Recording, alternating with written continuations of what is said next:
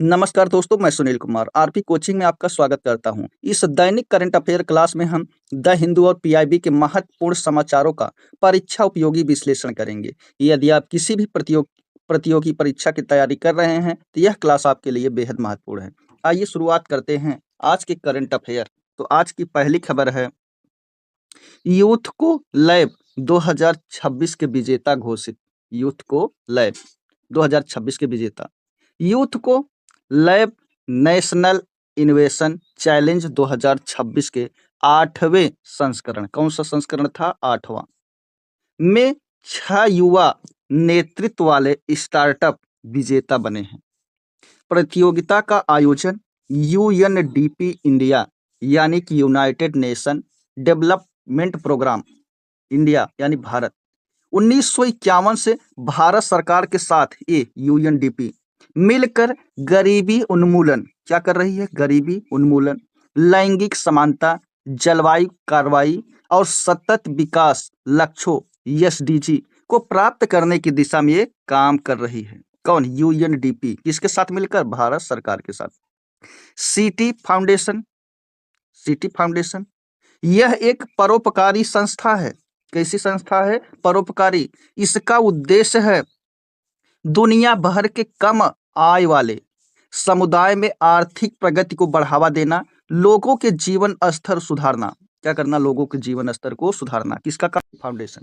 अटल innovation mission यानी कि AIM, AIM यह नीति आयोग द्वारा इसकी शुरुआत 2016 में हुई। उद्देश्य इसका है स्कूलों, विश्वविद्यालय, उद्योगों और एमएसएमई के स्तर पर नवाचार के पूरे इकोसिस्टम को मजबूत करना है। क्या करना है? मजबूत करना। और टी हब यानी टेक्नोलॉजी हब कहाँ है? भारत में हैदराबाद और तेलंगाना में स्थित भारत का सबसे बड़ा और दुनिया के सबसे बड़े स्टार्टअप इनोवेशन कैंपसों में से एक है। कहाँ पर? हैदराबाद और तेलंगाना के सहयोग से यह किया गया। कितनी विषय इसके विषय में हम अलग से जान गए। टी हब, अटल इनोवेशन मिशन और क्या? सिटी फाउंडेशन और यूएनडीपी इंडिया। इस वर्ष 28 राज्यों में से 350 से अधिक स्टार्टअपों ने भाग लिया था। कितना? 28 राज्य में से 350 से अधिक स्टार्टअप ने इस प्रोग्राम में क्या किया था? भाग लिया था। प्रतियोगिता के प्रमुख विषय क्या थे? सर्कुलर इकोनॉमी, सस्टेनेबल टेक्सटाइल एवं फैशन और खाद्य प्रणाली व जल संरक्षण। विजेता स्टार्टअप को 3.5 लाख की सीड प्राप्त, सीड या ग्रांट, जबकि उपविजेता को 2.2 लाख की वित्तीय सहायता प्रदान किया गया। इससे आज की अगली खबर है, TRAI ड्राइव टेस्ट।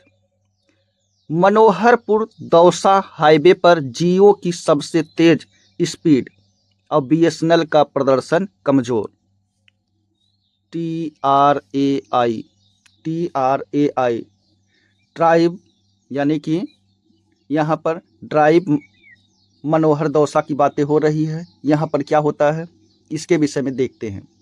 सबसे पहले इसका full form telecom regulatory authority of India, भारतीय दूरसंचार नियामक प्राधिकरण ने मई 2026 में राजस्थान के मनोहरपुर दौसा वहाँ पर नेशनल हाईवे नंबर 148 मार्ग पर 62.2 किलोमीटर लंबा मोबाइल नेटवर्क ड्राइव टेस्ट किया। क्या किया? मोबाइल नेटवर्क टेस्ट ड्राइव यहाँ पर होता है। टेस्ट में एयरटेल, बीएसएनएल, रिलायंस जियो और वोडाफोन आइडिया यानी वीआई के वॉयस और डेटा नेटवर्क की गुणवत्ता का आकलन किया गया। रिलायंस जियो ने सबसे बेहतर प्रदर्शन किया। इसकी स्पीड 247.01 Mbps यानी कि MB प्रति सेकंड की औसत डाउनलोड स्पीड दर्ज की गई, जबकि एयरटेल की स्पीड 102.80 MBPS रही है। एयरटेल में एक भी कॉल ड्रॉप नहीं हुई, मतलब फोन लगाने के बाद एक भी कटा नहीं। जबकि BSNL में 6, जियो में 1 और VI में 2 कॉल ड्रॉप दर्ज की गई। BSNL में सबसे अधिक कवरेज गैप और कमज़ोर डाटा स्पीड BSNL की कितना है 3.99 MBPS ये डाउनलोड, जिससे इसका प्रदर्शन अन्य कंपनियों की तुलना में सबसे कमज़ोर कौन है BSNL भारत संचार निगम लिमिटेड सबसे कमज़ोर है। और सबसे अच्छा कौन है जियो। ये बातें यहाँ पर हमको याद रखना है। आज की अगली खबर है, भारत में कोयला संपदा का आर्थिक मूल्यांकन होगा। कहाँ पर? भारत में। किसका? कोयला। सांख्यिकी एवं कार्यान्वयन मंत्रालय MOSPI ने भारत में कोयले के मौद्रिक परिसंपत्ति खातों के संकलन पर एक चर्चा पत्र जारी किया। क्या किया? यहाँ पर पत्र जारी किया। यह पहल SEEA system of environmental economics accounting framework के अनुरूप प्राकृतिक संसाधनों के आर्थिक मूल्यांकन से यह संबंधित है। चर्चा पत्र में कोयले सहित गैर नवीकरणीय खनिज संस्थानों के मूल्यांकन के लिए OECD, विश्व बैंक और फिलीपींस मॉडल की तुलना की गई। इससे क्या किया गया? तुलना। OECD Organisation for Economic Cooperation and Development, इसका क्या है? भारत के लिए OECD 2025 पद्धति को सबसे उपयुक्त माना गया, जो नेट परसेंट वैल्यू यानी कि NPW आधारित मूल्यांकन पर आधारित था। भारत ने 2024-25 में 1047.523 मिलियन टन कच्चे कोयले और 45.133 मिलियन टन लिग्नाइट का रिकॉर्ड उत्पादन किया गया। कब किया गया? 2024-25 में। आज की अगली खबर है, 26 जून को NCORD की 10वीं बैठक। किसकी बैठक? NCORD। कौन सी बैठक? 10वीं। केंद्रीय गृह और सहकारिता मंत्री कौन? अमित शाह 26 जून 2026 को कहाँ पर? नई दिल्ली में। यहाँ पर क्या? NCORD नार्को कोऑर्डिनेशन सेंटर की 10वीं शीर्ष स्तरीय बैठक की अध्यक्षता किया। किसने किया? अमित शाह ने, यानी नार्को कोऑर्डिनेशन सेंटर। क्या मतलब है? मादक पदार्थ समन्वय केंद्र। इसकी क्या है? हिंदी है, मादक पदार्थ नियंत्रण केंद्र। इसकी अध्यक्षता कौन किया है? अमित शाह। बैठक में मादक पदार्थ नियंत्रण यानी जो मादक पदार्थ है उसके नियंत्रण पर विजन डॉक्यूमेंट 2026 से 2029 जारी किया गया, जो नशा मुक्त भारत के लिए रोड मैप प्रदान करेगा। यानी भारत को क्या बनाना है? नशा मुक्त। विजन डॉक्यूमेंट में सिंथेटिक ड्रग्स, डार्कनेट तस्करी, पुनर्वास, जन जागरूकता और युवाओं को नशे से दूर रखने पर विशेष यहाँ पर जोर दिया गया है। अमित शाह ने NCB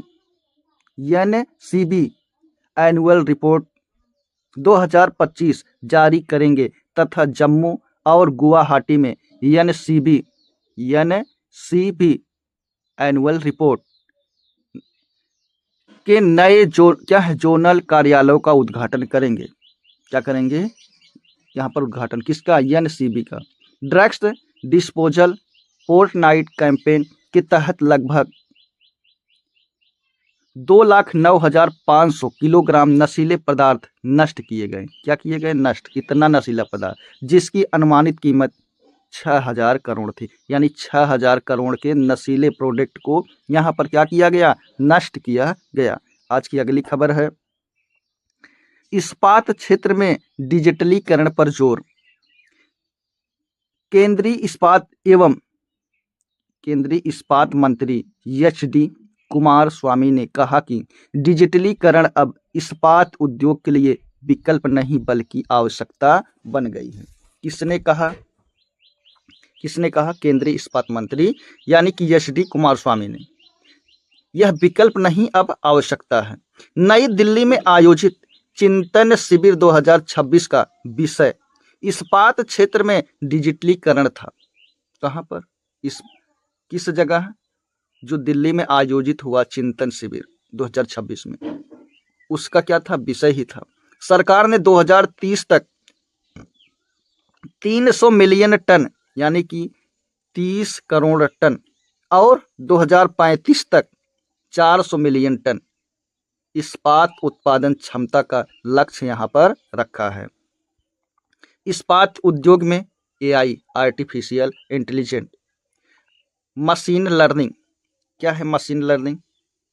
मशीन लर्निंग जिस तरह, जैसे मशीन लर्निंग का मतलब यहाँ पर समझ लेते हैं, जिस तरह इंसानी बच्चा अपने अनुभव और पुरानी गलतियों से सीखता है, उसी तरह यह मशीन लर्निंग, उसी तरह कंप्यूटर को बहुत सारा डेटा देकर उसे खुद से फैसले लेना सिखाना ही क्या है? मशीन लर्निंग है। IoT, इंटरनेट ऑफ थिंकिंग, इसमें क्या है? जैसे सेंसर लगे होते हैं, जैसे पंखे में, दरवाजे में, इन सब जगह क्या लगे होते हैं? सेंसर और सॉफ्टवेयर। इससे क्या होता है? कुछ चीज़ें अपने आप ऑब्जर्व करके बातें बताती हैं, जांच करती हैं। इसी को क्या कहते हैं? IoT, internet of thinking. Digital twins robotic और डाटा एनालिटिक्स के उपयोग पर जोर दिया गया। भारत 2018 से लगातार विश्व का दूसरा सबसे बड़ा इस्पात उत्पादक देश बना हुआ है। लगातार 2018 से किस नंबर पर आता है? इस्पात उत्पादक में 2nd नंबर पर आता है। दोस्तों, ये रही आज की हमारी खबर। अगर हमारी वीडियो पसंद आई हो तो लाइक, शेयर, सब्सक्राइब करना ना भूलें। आरपी कोचिंग के साथ मैं सुनील कुमार। धन्यवाद।